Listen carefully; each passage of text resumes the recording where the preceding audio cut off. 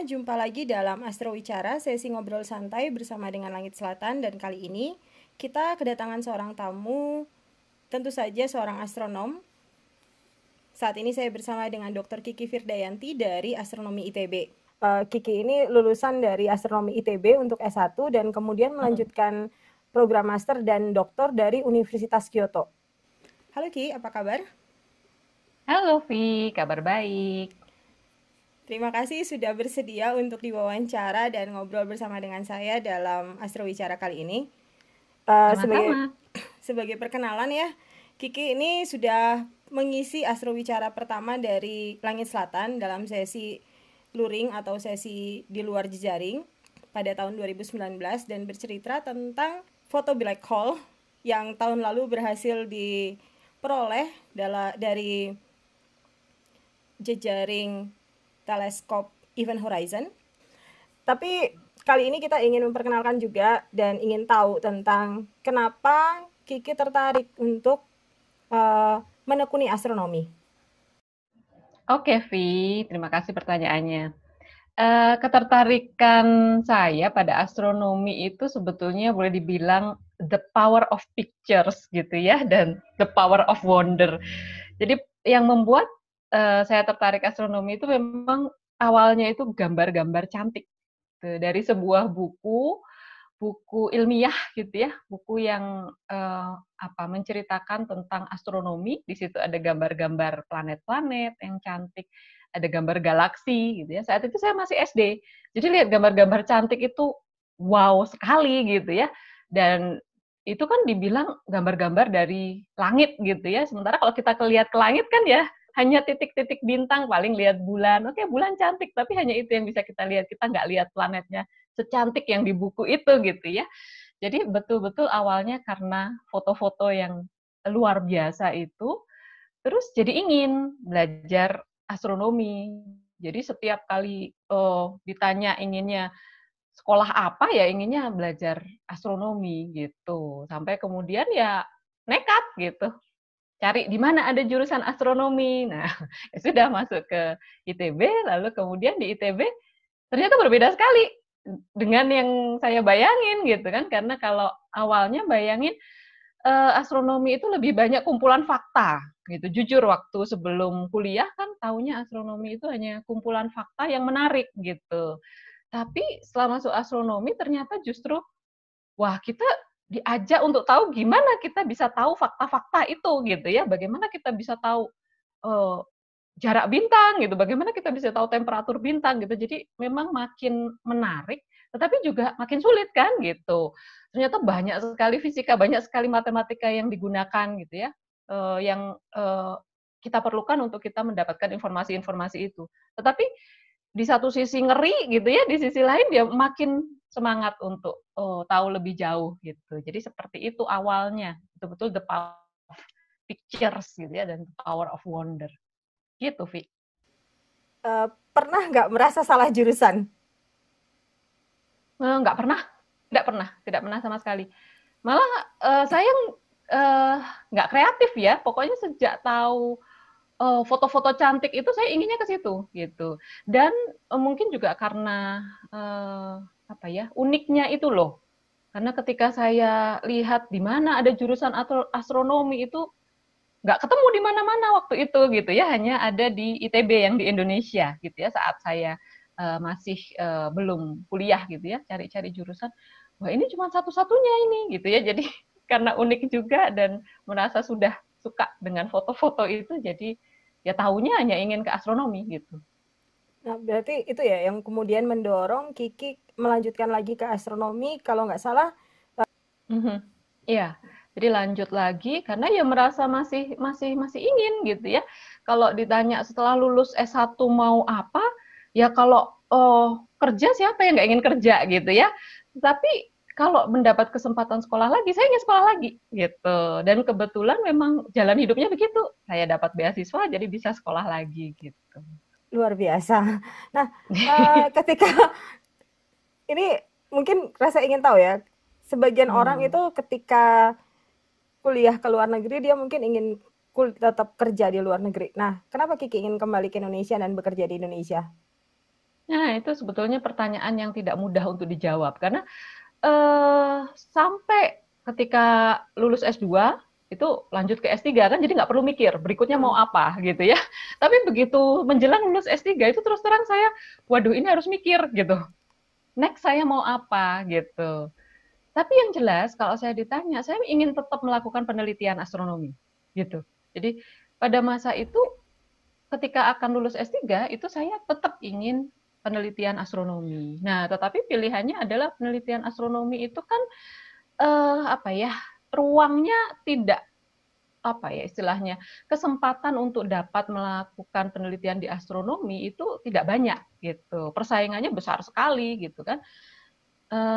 Sehingga mikir-mikir lagi bagaimana supaya tetap bisa meneliti gitu. Nah, lalu kemudian kepikiran juga kalau saya meneliti, lalu kemudian hasilnya itu terus untuk apa gitu ya. Jadi setelah mikir-mikir gitu yang menurut saya imbangannya bagus itu adalah profesi dosen gitu. Karena dengan jadi dosen kita tetap meneliti, tetapi kita juga share ilmu ke orang lain gitu kan. Nah, meskipun ternyata ya berat ya untuk meneliti itu kita butuh waktu yang banyak, sementara untuk ngajar itu kita juga butuh waktu yang banyak gitu. Jadi pada kenyataannya akhirnya terasa beratnya. Tapi pada masa itu gitu, pada masa ketika memilih setelah S3 itu mau apa, ya saya kebayangnya hanya itu yang imbang supaya saya tetap bisa meneliti dan saya bisa share ilmu ya jadi dosen gitu. Nah, lalu kemudian ya tanya-tanya ke sana kemari ada kesempatan dosen di mana. Nah, akhirnya ya jatuh di ITB gitu. Menarik sekali sebenarnya, karena akhirnya kita punya dosen-dosen muda ya kayak Kiki yang bisa menginspirasi mahasiswa astronomi zaman sekarang. Tadi bicara tentang penelitian, sekarang Kiki Mhm. lagi neliti apa nih? Mhm. Karena setahu saya Oke. setahu saya bidang Kiki itu cukup berdekatan dengan black hole kan ya? Mhm mhm. Ya, jadi secara umum gitu ya, saya bisa menyampaikan, topik penelitian saya itu sebetulnya, mencari informasi yang sebanyak-banyaknya gitu ya, dari gas atau piringan gas di sekitar lubang hitam. Nah, informasi itu kita pakai untuk memahami lubang hitam itu dan untuk memahami interaksinya dengan lingkungan di sekeliling lubang hitam tersebut gitu. Jadi topik-topik penelitiannya ya terkait dengan objek-objek yang ada lubang hitamnya dan mempunyai piringan akresi di sekitarnya. Nah, selama ini yang sudah pernah saya teliti itu objek-objek bintang ganda sinar X yang diyakini memiliki lubang hitam pada sistem tersebut, gitu ya. Lalu kemudian juga objek-objek pemancar sinar X di luar galaksi kita yang dikenal sebagai ultraluminous X-ray source itu juga topik penelitian saya hingga saat ini. Dan terakhir itu juga sempat mulai meneliti piringan akresi di sekitar supermassive black hole. Jadi memang intinya sih nggak jauh-jauh dari mempelajari piringan akresi di sekitar lubang hitam gitu. Nah, kenapa piringan akresi itu jadi begitu penting untuk dipelajari maksudnya? Hmm. Pertama yang jelas piringan akresi itu struktur yang ubiquitous sebetulnya. Jadi ditemukan di banyak tempat gitu. Jadi mulai dari yang stellar object itu mereka juga punya piringan akresi sebetulnya. Yang nantinya piringan akresi tersebut menjadi cikal bakal materi untuk planet-planet gitu ya. Itu juga ditemukan di objek-objek yang eksotis, yang kerapatannya tinggi, medan gravitasinya tinggi, seperti contohnya KT putih, gitu ya. Lalu kemudian juga bintang neutron dan ada lubang hitam itu sendiri. Nah, lubang hitamnya juga ukurannya kan macam-macam ya. Ada yang masanya seperti matahari, ada yang masanya sangat masif gitu ya, yang ada di pusat galaksi. Jadi boleh dibilang itu struktur yang ada di mana-mana gitu ya, struktur yang dapat ditemui di mana-mana. Sehingga ya saya pikir wajar jika kita perlu memahami struktur yang ada di mana-mana tersebut gitu ya. Mungkin itu yang mengapa piringan akresi penting gitu ya. Nah, kalau misalnya kalau kita Mm-mm. ya yang kita tahu memang piringan akresi ada di sekeliling bintang yang Mm-mm. jadi Mm-mm. planet tadi. Tapi kalau piringan akresi itu ada di sekeliling lubang hitam, pemahaman umum berpikir bahwa kalau ada di sekitar lubang hitam pasti dia akan ditarik semua. Apakah semua materi yang ada di piringan akresi itu akan ditarik ataukah gimana tuh cara kerjanya? Nah ini, jadi sebetulnya piringan akresi itu cukup simpel konsepnya. Dia konsepnya ya, gitu. Ya. Konsepnya simpel sekali. Dia mengubah energi potensial gravitasi menjadi radiasi, gitu. Jadi setiap benda bermassa di situ kan kita bisa punya energi potensial gravitasi, gitu ya. Jadi sebetulnya konsepnya sederhana, gitu. Ya, dia mengubah energi potensial gravitasi menjadi radiasi. Nah, persoalannya mekanisme apa yang dapat mengubah energi potensial gravitasi menjadi radiasi? Nah, sekarang kita bayangkan ya kalau ada sebuah partikel, ini satu aja, nggak usah bayangin piringan akresi dulu, kita bayangin sebuah partikel yang mengelilingi lubang hitam pada suatu jarak tertentu di luar event horizon-nya gitu ya. Jadi dia masih aman, dia muter-muter aja di situ karena partikel tersebut memiliki momentum sudut gitu ya, katakanlah begitu. Nah, sebetulnya ini partikel akan terus aman muter-muter di situ ya, selama momentum sudutnya itu tidak berkurang gitu. Jadi ada mekanisme yang harus mengurangi si momentum sudut tersebut. Jadi harus menghilangkan momentum sudut supaya dia jatuh ke si lubang hitam.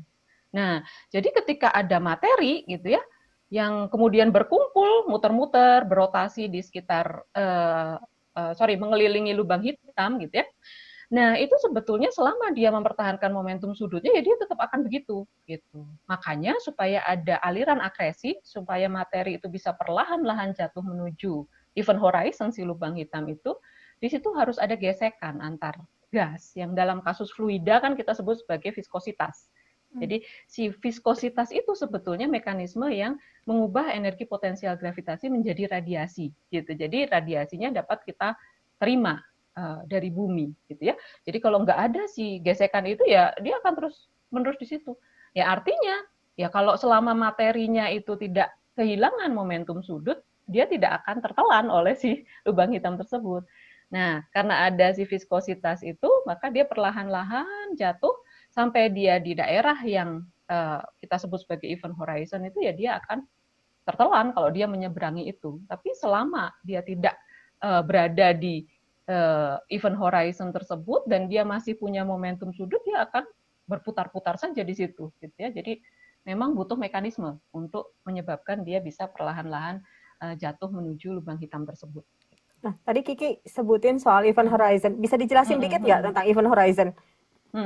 Ya, basically sebetulnya itu merupakan suatu permukaan imajiner gitu ya. Saya selalu katakan permukaan imajiner karena memang tidak ada material yang menyusun permukaan tersebut. Kalau kita bicara permukaan bintang kan kita di situ ada gas, debu gitu ya. Nah, tetapi kalau kita bicara lubang hitam gitu ya, in principle di situ kita tidak berbicara ada material di situ gitu ya. Jadi kita bicara suatu permukaan imajiner yang kita anggap itu sebagai radius si lubang hitam tersebut gitu. Jadi kalau objek-objek astronomi kita kan membayangkan objek-objek itu spherical gitu ya, simetri bola. Jadi di situ simetri bola dia punya radius ya. Nah, radius si lubang hitam itu kita anggap sebagai si event horizon tersebut. Nah, itu juga kita anggap sebagai batas di mana kalau informasi sudah masuk ke situ dia tidak bisa keluar lagi gitu ya. Jadi kalau kita ingin aman ya kita harus berada di luar itu gitu. Begitu kita menyeberangi itu tidak ada informasi yang bisa keluar lagi gitu ya. Sederhananya seperti itu. Berarti Mungkin kalau itu Vi. Oke. Nah, ini agak loncat dikit nih. Kenapa aku selalu ingin tahu ya? Ini agak loncat sebenarnya. Mungkin nggak ada planet yang mengorbit pada lubang hitam? Kalau saya sih why not gitu. Ya, karena seperti tadi, selama dia berada pada jarak yang aman gitu, dia tetap bisa aman mengelilingi si lubang hitam itu tanpa harus jatuh gitu. Jadi kuncinya itu di jarak yang aman tadi gitu. Jadi selama kita berada pada jarak yang aman ya dia berkelakuan seperti benda bermassa pada umumnya gitu. Kita menjadi tidak aman kalau kita sudah berada di lingkungan yang kurvaturnya sudah sangat berubah gitu. Yang batas yang kita sebut sebagai event horizon tadi. Jadi selama di luar itu ya why not gitu.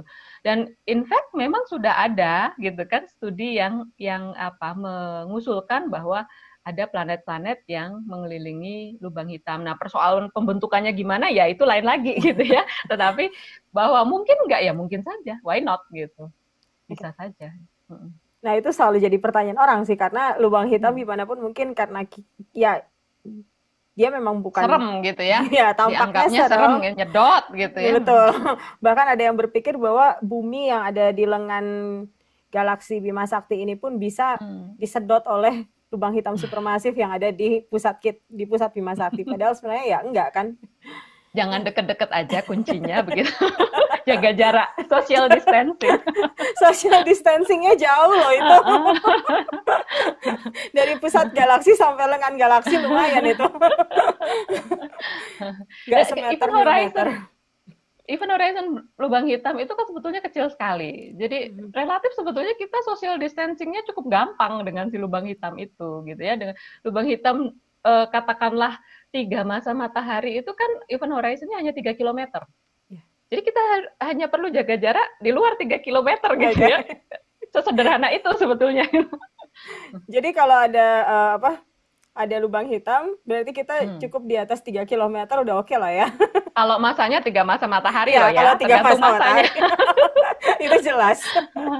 Kalau masanya lebih gede ya lebih gede lagi. Ya lebih gede lagi gitu. Maksudku tadi antara lubang hitam supermasif yang ada di pusat Bima Sakti dengan bumi ya jauhnya jauh banget gitu.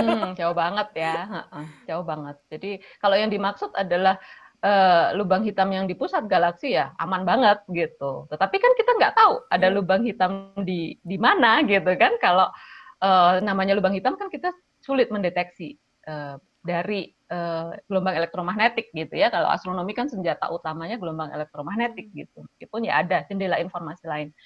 Tetapi kan yang utama itu gelombang elektromagnetik. Sementara dia tidak menghasilkan itu. Jadi kan memang sulit dideteksi. Jadi kita nggak tahu kan sebetulnya di dekat-dekat kita itu di mana ada sih lubang hitam tersebut. Halo semuanya, terima kasih sudah menonton program Astro Wicara, khususnya untuk ngobrol santai hari ini bersama dengan Langit Selatan. Semoga program ini bisa menginspirasi kamu tentang astronomi tentu saja. Siapa tahu kamu bakal jadi astronomi masa depan. Silahkan klik like, subscribe, dan tentunya centang notifikasinya. Terima kasih, semoga program ini bisa menginspirasi kamu semua dan memperkenalkan astronomi buat kamu. Terima kasih semuanya. Salam.